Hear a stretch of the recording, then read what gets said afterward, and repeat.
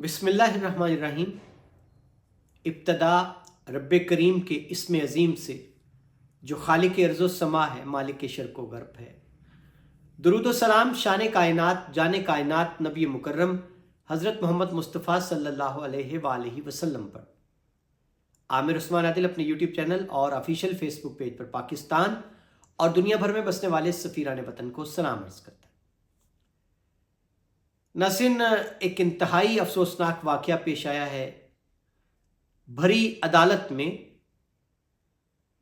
इंसाफ ना मिलने पर दिल बर्दाश्ता होकर एक नौजवान जो कि 6 बच्चों का बाप था और 9 साल से हसूल इंसाफ की जंग लड़ता चला रहा था, उसने खुद को पेट्रोल छिड़क कर आग लगा दी। ये नाज़रीन वाक़या क्या है, किस तरह से पाकिस्तान के अंदर जो मल्टीनेशनल कंपनियां हैं वो पाकिस्तान में हमारे ही वसाइल का इस्तेमाल करके और हमारे मजदूर का किस तरह से इस्तेसाल कर रही हैं। ये कहानी बड़ी ही दिल को दहलाने वाली है। जी नाज़रीन, ये वाक़या कुछ इस तरह रूनुमा हुआ। 26 फरवरी को लाहौर हाई कोर्ट से इस खबर ने अचानक आनन फानन पूरे मुल्क के अंदर तहलका मचा दिया जब ये फुटेज वायरल हुई मीडिया पर कि लाहौर हाई कोर्ट में मोअज़्ज़ज़ जज हैं शुजात अली खान, उनकी अदालत में खानेवाल जनूबी पंजाब से ताल्लुक़ रखने वाले आसिफ जावेद की पेशी थी और उनका केस बैनुल अक़वामी कंपनी नेस्ले उसके साथ था।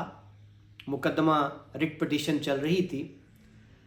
आसिफ जावेद ने अचानक खुद पे पेट्रोल छिड़का और खुद को आग लगा ली और इससे हाई कोर्ट के अंदर एक जलजला बपा हुआ। पुलिस वाले जो थे ड्यूटी पर, सिक्योरिटी पर मामूर, उन्होंने बहुत कोशिश की, कंबल फेंका और जो आग बुझाने वाला आला है उससे स्प्रे किया और ज़ख्मी हालत में आसिफ जावेद को म्यू अस्पताल लाहौर में मुंतकिल कर दिया गया, जहां वो 3 रोज़ तक ज़िंदगी और मौत की कश्मकश में मुब्तला रहा। बताया यह गया कि उसका 80% से ज़ायद जिस्म का हिस्सा झुलस गया था और उसके बचने के इम्कानात बहुत ही मादूम थे। अब वो दम तोड़ गया बिलाखिर और खालिक हकीकी के रूबरू पेश हो गया। नाज़रीन, अब मैं आता हूं, मैं आपको ये कहानी सुनाने जा रहा हूं कि किस जुर्म की पादाश में आसिफ जावेद को नेस्ले ने नौकरी से निकाला और किस तरह वो अपने हक के लिए डट गया। हक मांगने के लिए, इंसाफ के लिए वो अदालतों में गया, अदालतों ने उसको इंसाफ दिया भी, लेकिन नेस्ले कंपनी की ढिठाई भी देखिए कि बजाय कि वो हकदार को इंसाफ देने की वो जिद पे आ गए, उन्होंने इसको अपनी अना का मसला बना लिया और इंसाफ देने की बजाय आसिफ जावेद के हक में जो फैसले आए थे उनको हाई कोर्ट में उठाकर ले आए।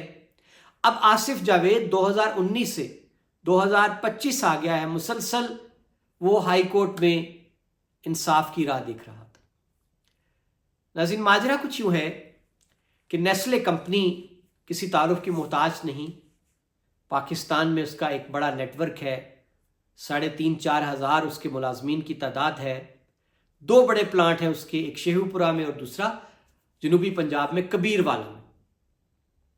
कबीरवाला का जो प्लांट था, इसमें खानेवाल का रिहायशी आसिफ जावेद अक्टूबर 2007 में भर्ती हुआ।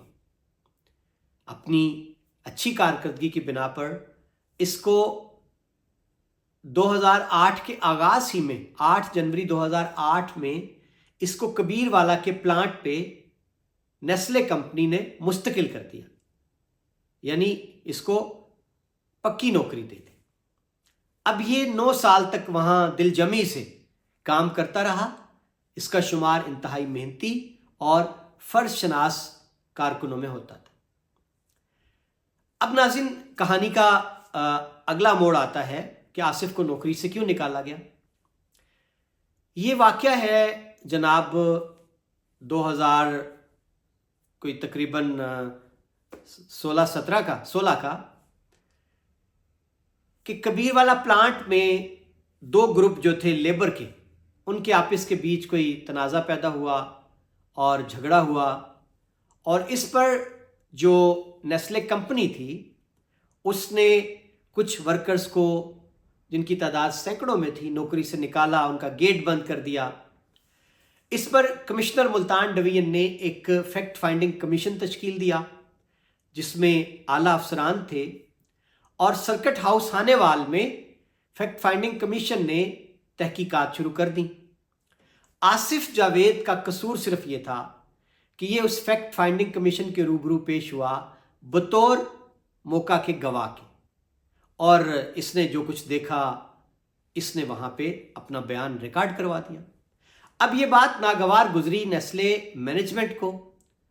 उन्होंने मोहम्मद आसिफ जावेद को शोकाज नोटिस जारी कर दिया कि आप बिला इजाज़त फैक्ट फाइंडिंग कमीशन के रूबरू वो जो निकाले गए लोग थे उनकी नुमाइंदगी करने पहुंच गए, तर्जुमानी करने पहुंच गए। आपने कंपनी को के मफाद को नुकसान पहुंचाया। अब नाज़रीन, आसिफ जावेद अकेला नहीं था, इसके साथ 2 और वर्कर्स भी थे उसी कंपनी के, मोहसिन अब्बास और एक और नाम है। लेकिन उन दोनों को तो नौकरी पे बहाल रखा गया। आसिफ जावेद को शोकास नोटिस देकर इंक्वायरी एक अधूरी करके इसको झटपट नौकरी से निकाल दिया गया। अब जब आसिफ को नौकरी से निकाला तो इसने इस इकदाम को NIRC में चैलेंज कर दिया, नेशनल इंडस्ट्रियल रिलेशन काउंसिल में। उसका जो मुल्तान बेंच था उसने आसिफ जावेद के हक में फैसला देते हुए ये लिखा कि नेस्ले कंपनी ने आसिफ जावेद को नौकरी से निकालने का जो फैसला किया है वो गैर मुनसिफाना है, जालिमाना है, और न सिर्फ ये कि आसिफ को बहाल किया जाए बल्कि इसके जितने बकाया जात हैं वो भी अदा किए जाए। अब होना तो ये चाहिए था कि नेस्ले कंपनी अपने ही परमानेंट वर्कर को, जिसने 9 साल काम किया था नेस्ले में, उसका ये हक दे देती। लेकिन उन्होंने आसिफ जावेद को हक देने की बजाय, नौकरी पे बहाल करने की बजाय, NIRC का जो बेंच था उसमें जाके इस फैसले को चैलेंज कर दिया। अब जो बड़ा बेंच था, 3 रुकनी बेंच, उसने दोबारा इस केस को सुना और नाज़रीन उन्होंने भी आसिफ जावेद के हक में फैसला किया और नेस्ले को हिदायत की कि इसको फौरी तौर पर नौकरी पे बहाल किया जाए। अब लेकिन नेस्ले अपनी जिद पे अड़ गई और उन्होंने कमीशन के फैसले को, जो 3 रुकनी बेंच था, बड़ा बेंच था, उसके फैसले को जाके लाहौर हाई कोर्ट में चैलेंज कर दिया। स्टे लेना चाहिए, स्टे ना मिली, और यहां से भी फैसला फिर आसिफ जावेद के हक में आ गया। अब बड़ी दिलचस्प बात यह है कि ये चीज़ें सारी रिकॉर्ड पर मौजूद हैं। फैसले में लिखा गया, कमीशन के फैसले में, कि आपने आसिफ जावेद को नौकरी से निकाला, दूसरे 2 जो इसके साथ उस फैक्ट फाइंडिंग कमीशन के सामने पेश हुए थे उनको आपने नौकरी से क्यों नहीं निकाला। तो इस पर जवाब दिया गया अदालत के रूबरू कि जी उन्होंने माफ़ी मांग ली थी मैनेजमेंट से। यानी आसिफ जावेद अगर अपने हक पे डट गया, माफ़ी नहीं मांगी, अदालतों का दरवाज़ा खटखटाया, तो ये बात नेस्ले की मैनेजमेंट को पसंद नहीं आई। अब नाज़रीन, हाई कोर्ट में 2019 से लेकर अब 2025 का आगाज़ हो गया। नेस्ले का वकील ताहिरी हरबे इस्तेमाल करके इस केस को लटकाए हुए है, तारीखों पे तारीखें पड़ती जा रही हैं, और जस्टिस शुजात जो हैं, जिनकी अदालत में ये रिट पिटीशन चल रही थी आसिफ जावेद की बनाम नेस्ले। अब नाज़रीन, यहां आप अंदाज़ा कीजिए, एक शख्स जिसने इंसाफ के हसूल की खातिर 9 साल इंतज़ार किया, उसने अपनी गाड़ी बेच दी, उसका मकान बिक गया, बेरोजगार बैठा हुआ इतने सालों से, 6 बच्चे हैं उसके, इस आस पर कि मुझे इंसाफ मिल जाएगा। और इस कदर वो मायूस हो चुका था, वो इतना दिल बर्दाश्ता हो चुका था। ये एक वीडियो क्लिप है, मैं सुनवाना चाहूँगा کہ اس نے خودکشی سے محض 2 روز قبل اپنا ایک ویڈیو بیان جو تھا وہ سوشل میڈیا پر جاری کر دیا تھا. سنیے ذرا وہ کیا کہتا ہے. کیا آپ نے کبھی ایک زندہ انسان کو روز مرتے دیکھا ہے؟ کیا آپ نے کبھی ایک باپ کو اپنے بچوں کے بھوکے چہرے دیکھ کر بے بسی کے آنسو پیتے دیکھا ہے؟ اگر میں مر گیا میرے بچوں کا کیا ہوگا؟ میرے بعد کون ان معصوموں کو سنبھالے گا؟ کیا آپ دیکھ سکیں گے کہ ایک باپ کی لاش کے پاس اس کے بھوکے بچے بیٹھے رو رہے ہیں؟ کیا آپ نے کبھی کسی کو اپنی محنت، اپنی عزت، اپنے سال، اپنی عمر، اپنی زندگی گواتے دیکھا ہے؟ میں 9 سال سے اپنا حق مانگ رہا ہوں، مگر ہر روز مجھے ذلیل کیا جاتا ہے. میری آواز کو دبانے کی ہر ممکن کوشش کی گئی ہے. یہ صرف 9 سال نہیں ہے، یہ 3150 دنوں کی تذلیل ہے. یہ 100 سے زائد مہینوں کی ہر لمحہ جینے مرنے کی ایک ذلت ہے. میں نے میرا روزگار نیسلے نے چھین لیا، عدالتوں نے میرا صبر توڑ دیا، ظالم نظام نے میرا سب کچھ رون ڈالا. ہائی کورٹ میں میرا کیس کئی سالوں سے التوا کا شکار ہے. ہر تاریخ نئی امید کو مٹی میں دفن کر دیتی ہے. میں الحمدللہ اللہ کے فضل و کرم سے مسلمان ہوں. میرا عقیدہ میرے اسلاف اہل سنت کے عقائد کے نظریات کے عین مطابق یہی ہے کہ خودکشی اسلام میں قطعاً حرام ہے. تو قادر و عادل ہے مگر تیرے جہاں میں ہے تلخ بہت بندہ ہے مزدور کے اوقات. ایک عرصے سے منت سماجت میں ان لوگوں کی کر رہا ہوں، نیسلے والوں کی. یہ جو میڈم ہاجرہ ہے وہ HRM، اور فیصل ندیم کو میں نے میسج کیے ہیں، یاور علی سے میں نے بات کی ہے. ایک ہی میں نے ان کو دہائی دی ہے، کم از کم اتنے پیسے دے دو میں خودکشی سے بچ جاؤں. مگر یہ سننا تو دور، رحم کھانے کو بھی یہ لوگ تیار نہیں ہیں. ان کی اپنے کوئی معاملات ہیں، لیکن یہ میرا حق دینے کی بجائے عدالتوں میں لاکھوں روپے خرچ کر کے مجھے ذلیل کرنے میں لگے ہوئے ہیں. میں نے ان لوگوں سے پوچھا کہ اب خدا نخواستہ میں کل کو مر جاتا ہوں تو پھر بھی تم کروڑوں روپیہ میڈیا مینجمنٹ پر خرچ کر دو گے، اب بھی تم لاکھوں روپے رشوتوں میں تم دے رہے ہو کیس کو التوا کرنے کے لیے، مگر تم مجھے میرا حق دینے کے لیے کیوں تیار نہیں ہو؟ میرے بچوں کے پاس کھانے کو کچھ نہیں ہے، مجھے گھر کا کرایہ دینے کے لیے میرے پاس پیسے نہیں ہیں. میں اتنی بس مجھے صرف ذلیل کرنے پہ تلے ہوئے ہیں عدالتوں میں، اور وہاں پیسہ خرچ کر رہے ہیں. وہاں وہ ریڈر ہے، وہ ان کے ساتھ ملا ہوا ہے، وہ ان کو ان کی مرضی کی ڈیٹیں دیتا ہے، اور ہر مہینے ایک نئی ڈیٹ، کبھی وہ ایسی ڈیٹ دیتا ہے جس ڈیٹ میں عدالت ہو ہی نہ وہاں پہ. اور وہ 4-5 سال سے وہ اسی تماشے میں لگا ہوا. اور یہ کورٹ، میں نے کئی دفعہ کیس وہاں سے ٹرانسفر کروانے کی کوشش کی، لیکن انہوں نے نہیں ہونے دیا. واپس اسی کورٹ میں لے جاتے ہیں کیونکہ انہیں پتہ وہاں سے ہمیں ریلیف ملتا ہے، وہاں ہم ڈیلے کر سکتے ہیں. فیصلہ نہیں ہونے دے رہے. جی ناظرین، یہ گفتگو اس کی یقین کریں کہ یہ جھنجھوڑ دینے والی ہے. وہ اپنے ساتھ بیتی واردات کو بتا رہا ہے کہ میں اپنا حق مانگ رہا ہوں، میں کرائے کے مکان میں آ گیا ہوں، میرے پاس بچوں کو کھلانے کے لیے کچھ نہیں ہے، میرے بچے 9 سال سے اسکول نہیں جا پا رہے. اور ناظرین، اس کے بعد اس نے بتایا کہ میں نے اپنے جو نیسلے کے افسران تھے، جس میں اس نے ایک خاتون کا نام بھی لیا، HR کی جو مینیجر تھیں، کہ میں نے واسطے دیے ان کو کہ آپ، اب میری بس ہو چکی ہے، گھر چلانا مشکل ہو گیا ہے، آپ میرا ہی پیسہ جو پینڈنگ ہے آپ کی طرف، میرے بقایا جات، اور بتایا جاتا ہے کہ وہ اب 1 کروڑ تک جا پہنچے تھے، مجھے ان میں سے کچھ پیسے دے دے، میں زیادہ نہیں مانگتا، میں گھر چلا پاؤں. لیکن اس نے وہ اپنی ویڈیو میں وہ ان افسران کے ساتھ جتنی اس کی چیٹ ہوئی، ان کو بار بار کالز کرتا رہا، انہوں نے کوئی رسپانس نہیں کیا، تو یہ ساری چیزیں ریکارڈ پر وہ لے آیا. اب ناظرین، جب 26 فروری آتی ہے، خانیوال سے وہ اٹھتا ہے اپنی اہلیہ کے ساتھ اور بڑی امید لے کر آتا ہے کہ آج پیشی ہے عدالت میں اور یقیناً فیصلہ شاید آ جائے گا. لیکن جو ہی تاریخ دے دی گئی بلا وجہ، اور تاریخ اٹھا کے اپریل کی دے دی گئی، 26 فروری کو پیشی ہے اور تاریخ دی جا رہی ہے اگلی پیشی کی اپریل میں. تو وہیں سے اس نے اپنی سوشل میڈیا ID جو ہے فیس بک کی، اس پر یہ آپ دیکھیں گے کہ آصف جاوید نے وہیں سے پوسٹ کر دیا کہ میں ہائی کورٹ میں خودکشی کرنے جا رہا ہوں. جسٹس صاحب نے بلا وجہ ایک لمبی تاریخ دے دی. اور اس کے بعد ناظرین یہ واقعہ پیش آیا کہ آصف نے خود پہ تیل چھڑکا، آگ لگا دی، اور پھر وہ ہسپتال میں زندگی اور موت کی کشمکش میں مبتلا رہا اور بالآخر وہ اس دنیا سے چلا گیا.